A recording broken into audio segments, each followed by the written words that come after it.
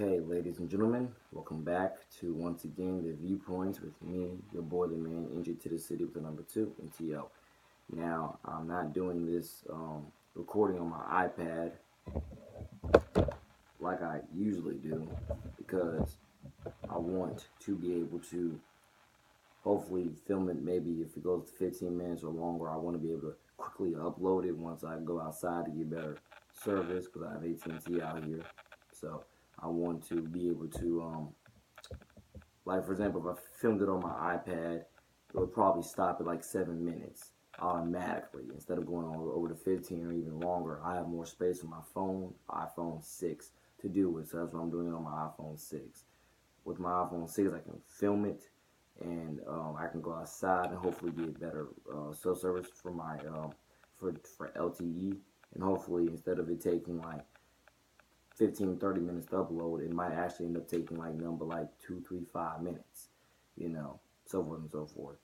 And my experiment doing that was a few weeks ago when I was over in St. Augustine Premium Outlets shooting that video titled "Dear Patricia Robinson," which is again a YouTube commenter on few of my previous videos telling me how much of a great job I'm doing and how she wants me to follow her on Instagram, so on and so forth. And then I also shot the video, the video that says real personality or something like that. And I was filming that in my mom's 2008 BMW black car, and yeah, and I was out in the St. Augustine Premium Outlets while doing it, so forth and so forth. But the real reason for making this is not to explain all that. The real reason to making it is the fact being that some of these album reviews of which I'm reading, and like, again, I'm a musician myself, rapper, singer, songwriter, producer, mixer, NJ to the city, you know it. But as I'm reading some of these album reviews on iTunes, which I do from time to time, and as I'm reading some of these reviews, I'm listening to, or um, as I'm reading some of the reviews. Like, for example, French Montana's album called Jungle Rules that was released on July 14th, I'm pretty sure it says. And here's the thing about that: if you look at the comments, for like the first 5 or 6, 7 comments are completely like, and if not the first 5, 6, 7, like mostly, if like at least within the top 10,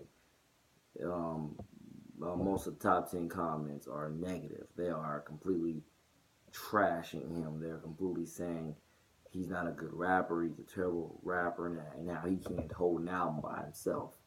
Now, this is me quoting pretty much what the reviews are. You can go on iTunes and click on and enter French Montana and look at his latest album called Jungle Rules, and you can read the reviews for yourself. I've read the reviews for that. I've read the reviews for Ray Sherman's stuff. I've read the reviews for Future stuff. I read just the reviews for, I think, Trinidad James. I've read the reviews for quite a few artists. Not a ton, trust me, not a ton, but I've read it for quite a few. And my biggest point is, as I'm listening to the song called "Diamonds Dancing" by Future and Drake off of their 2015, you could say album, "What a Time to Be Alive." As I'm listening to the album and hearing Future say some of the lyrics that he pretty much says in almost every song, I'm thinking to myself, it's amazing how an entire generation, as I tweeted this out before, you can go back on my Twitter feed, you can legitimately see it. I tweeted it out before. Listening to some of these artists' lyrics, trust me, if you listen to it with a sane and sober, cautious mind about what real lyricism is and making a change towards a better tomorrow for all, you're gonna understand exactly what I'm saying here. When you listen to some of Future's music, Ray Sherman's music, at least those two, you're gonna think to yourself, "Wow, this is how an entire generation could sue for damages." And what I mean about an entire generation could sue for damages, that means listening to the music, you can tell what they are promoting, what they are encouraging. Again, the drug use is very negative. It's very harmful, and I really encourage everybody to go back to their elementary school D.A.R.E Days or at least for me, that's what we had in San Pablo Elementary out there in Jax Beach. We had the program called D.A.R.E. I don't remember what the heck it stood for, but I think the, the D obviously stood for drug, I think the A probably stood for awareness or something like, or maybe it stood for drug and alcohol. I don't know. I just know the program was called D.A.R.E. and we had it at San Pablo Elementary because again I went there from 2000 and I think 2008 or 2007, 2008 or 2000 um, or 2008 to 2009. I went there for 2 years. I went there for my fourth and fifth grade year, and then I went over to UC. And then after UC, I went over to the Kearney Middle, and then after Kearney Middle, again, I landed where you all know me now to be at Allen D. Pace High School. But the biggest point I'm trying to make here is biggest point I'm trying to make here. If you didn't hear me clearly and correctly before, um, the D.A.R.E Days. I don't know how many elementary school programs had this back then, or even still now, but we had it back then in San Pablo. It's called D.A.R.E, a program that pretty much teaches kids pretty much how to stay away from drugs. Period. That's pretty much the model. Stay away from drugs. Stay away from alcohol. Just stay away from it. And that's what we did back in the D.A.R.E days. When you listen to some of this music, especially Future's music, that's one of the top things that if you are conscious enough, is going to refer you back to the D.A.R.E days of where it teaches you to stay away from drugs, stay away from alcohol. And the thing is, don't be afraid to listen to clean versions of some of these songs because then definitely some of the clean versions are definitely more healthier for us and our culture than the explicit versions are. You'd be actually amazed how better some of the clean versions are than the explicit versions. Because as I'm listening to some of the explicit versions and or all of them, I'm thinking to myself, this is trash. That's trash. I can write better lyrics than that in my sleep. I have written better lyrics than that in my sleep. My first song that I wrote, my first official full song that I wrote was back in 2012 or 13. I think probably 2012, 2013. And I don't remember what the song was called, but I'm pretty sure, I think it was either Brotherly, it was either, I forgot what it was called. I really forgot. I think it had something to do with Brotherhood, Crew, the model, something like that. And I had wrote it, I had wrote the song on my laptop, or I typed it up on my laptop. And what happened was, just to let you know, that was enough. That's my timing of when I remember making, well, not making, but you know, writing my first full length song. It was back in 2012, 2013, when I was still in seventh or eighth grade, or better yet, no, 2012, 2013 school year, I was in eighth grade. So that was when I wrote my first full length song. And I didn't really start getting good at songwriting until like, oh my god, like I've been growing over the years when it comes to my levels of songwriting. I've been growing year after year after year with my songwriting. But definitely my biggest point here is that as I'm listening to some of these artists, I'm thinking to myself, I can rap better than them. And that's what a lot of the rappers in the underground today know and believe they can rap better than half these mainstream posers that are out there in today's industry. So I guess, like I said, one of my top things to tell y'all will be, again, study the lyrics because, again, you know, women, you're worth way more than what a lot of these rappers are promoting their music about you. You're worth a lot more. And you can even check my Twitter of how I said before that I have great respect for women, and my respect for women all comes from my faith. And my faith in my Lord and Savior, Jesus Christ. That's legitimately where my respect for women comes into is I got it from my faith in my Lord and Savior Jesus Christ. And I'm telling you straight up, women, you're worth a lot more than what a lot of these rappers are promoting you as. You legitimately worth a lot more, and I hope that you all legitimately. That's my dog in there. By the way, if you hear any background noise, that's my dog in there, my Chihuahua to be more exact. And here's the thing, like I said, you know, even though I kind of forgot my train of thought. But yeah, you're worth a lot more than what you're promoted as in these mainstream rap songs. And I'll give Ray Sherman props for one thing, and that is you make good club hits. I'll give you props on that. They make good club hits, good club bangers. I'll give them that. But they do not make the type of music that I'm thinking to myself, oh yeah, that's real, that's raw. Because I just do not agree with degrading women the way these rappers do. I don't. It's just negative. It's mind numbing. It's terrible. It legitimately is the top reason why today's why, in today's society we have as much, I want to say, drug and alcohol disease, or out of wedlock sex, or you know so forth and so forth, and out of wedlock birth babies as we do, because look at what's promoted in the music. And this is more than just me telling you this. You can go on YouTube and find like 50 to 100 sermons and 50 to 100 other expose videos on this entire, on everything I'm saying in here.